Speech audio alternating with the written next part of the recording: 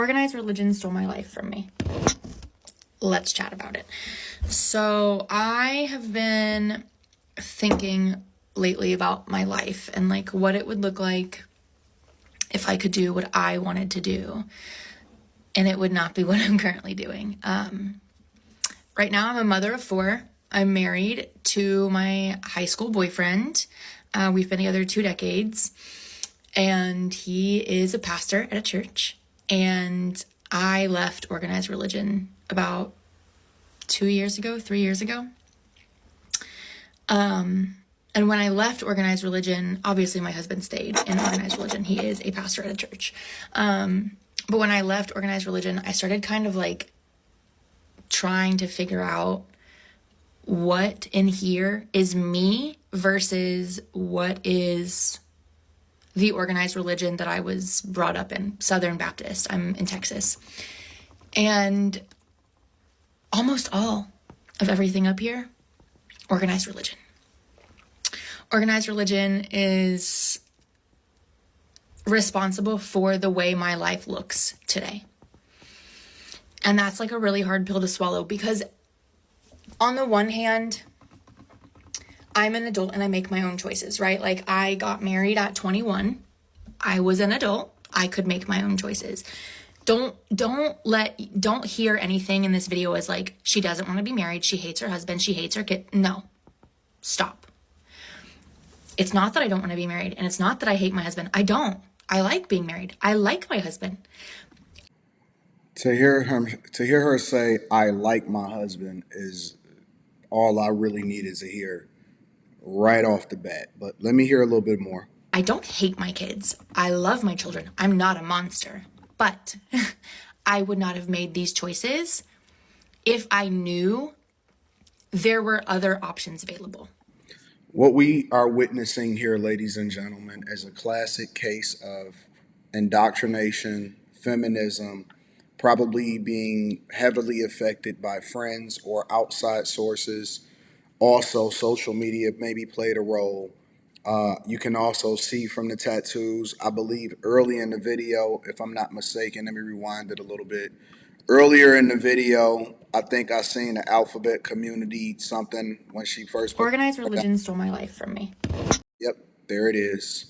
There it is, which is in direct defiance of what the rainbow is supposed to mean from God. And so to have this type of situation, but to see a rebellious wife that has never actually suffered is very unfortunate for the man that she's married to.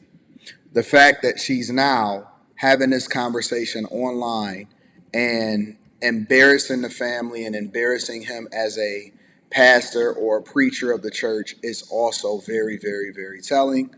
Again, you can see the tattoos, you can see the rainbow community stuff, you can see what her rhetoric is, you can see what her situation is. She's saying that I like him, but if I had to do it all over again with my kids and him, I would probably do it different if I had other options. And so this is basically an inserting of a small seed of rebellion that is now grown into something that is a wildfire. And now she's having a conversation online telling you guys that if she had to do it all over again, basically she might have moved to Portland and been weird with all of them. That's where I'm angry. Growing up, and I've recently like realized just this year, I've recently realized this. Growing up in Southern Baptist culture, I can't think of a single person, not a single woman who was single and childless by choice. Didn't exist. If you were single, you were looking for a husband, high and low. If you were married, you were trying to have kids. And if you couldn't have kids, you were still trying, you were adopting. It was never, we don't want children. Like we're choosing not to have, it was never that. Because ew, what? You can't choose to have no kids. Like that's not okay. So I never grew up with an example of like any life other than you graduate high school, you go to college, you meet somebody, you get married, and you have kids. And now those kids are your responsibility because you're the wife and the mom and you take care of them and you do it all. I'm trying to figure out where the bad part of this is. It's women every single day that's saying, "I wish I would have chose right," or "Man, we need to be more like this culture of people that are actually finding their husbands in college or their high school sweetheart and they marrying them, and to have a strong family structure and to like my kids and to want to be a mother and all of this stuff instead of wanting to be it." Because really, honestly, I'm gonna be honest with you. All this is I want to be out in the streets. That's all it is. I don't want no structure. I don't want no rules. I don't want anybody to give me any kind of governance or anything like that. And again, the people that are really suffering from this, because this video is going to live forever now. And I always like to give credit to the content creator. So that link is going to be in the description. The people that are going to regret ever putting themselves in this position, again, is going to be the husband and then the children that didn't ask to be here. Let me hear a lot more of what you got to say before we deep dive. That's what I was fed. That's what I was told my only option was. And if you like strayed from that or brought up, like, if you did happen to see someone living a fulfilling life that didn't look like that and you brought that up as like a, hey, what about this? They were like, that's sin, that's bad, that's from the devil, you're gonna burn in hell, and blah blah blah blah blah. There was no other option. And they are absolutely right. I didn't get another option. Literally at my wedding table. See the name? Like, I just got married. I go to sit down and have lunch, and people are already, when are you having kids? When are you having kids? When are you having kids? Just barking at me. When are you having kids? When are you having kids? Because people like kids and people want to know what's next for you and they excited for you and all of that. And so she looking at it as a bad thing. And they're excited for the life that they know is probably going to be the most fulfilling and the best option for her. And you know, again, the fact that she completely just abandoned the her husband and she went her own way while still being married, it sounds like he's in it still for the marriage and he's honoring his vows while she's out here being a reckless, crazy chick that turned into a liberal feminazi. This all came about in my brain recently because some friends of mine, we were having lunch a couple weeks ago, and they went Always around and outside asked, like, what'd you sourcing. want to be when you were a kid? What'd you want to be when you grew up?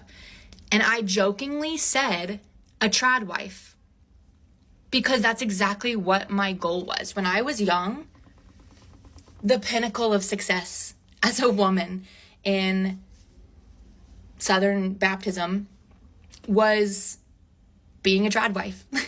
That's what you aspired to be. I want to just have babies and stay home.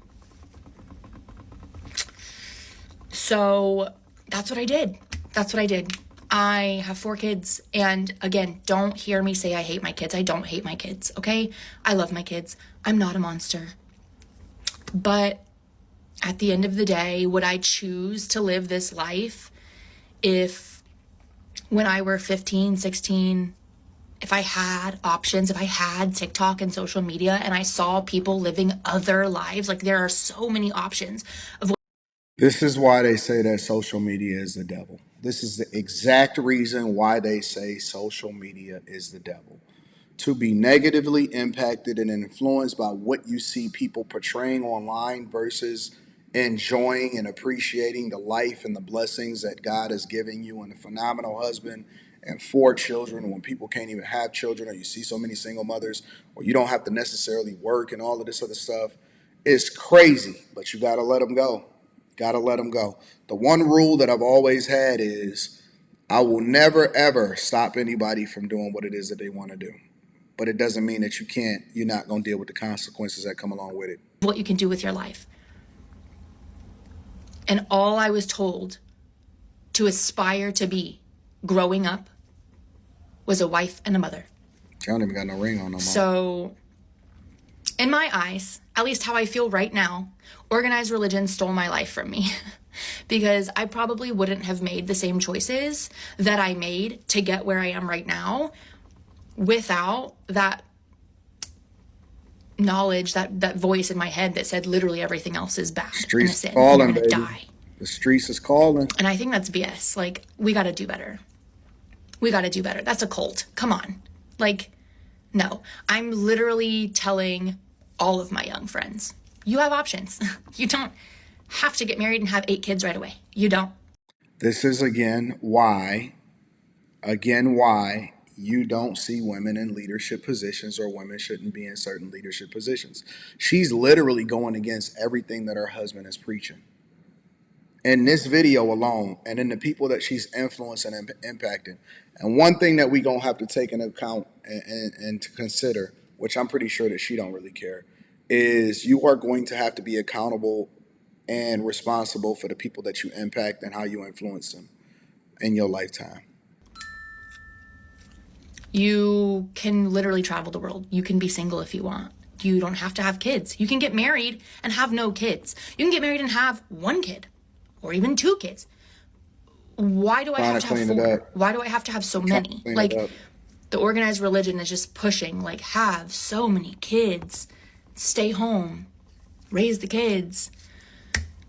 I don't know, man. What's the problem? Some days I just feel like this ain't it. But I'm doing it because it's my responsibility. Again, I was an adult. I made the choice. I'm living the choice. Don't hear me complain about that, please. But at the end of the day, I could have made another choice. Let me know what y'all think inside of the comments. Make sure y'all tap into the Patreon. Link is in the description. Teach Henley, 40% off your first order, 20% off for life. I love y'all. Appreciate you. I'm going to holler at you guys later. Peace.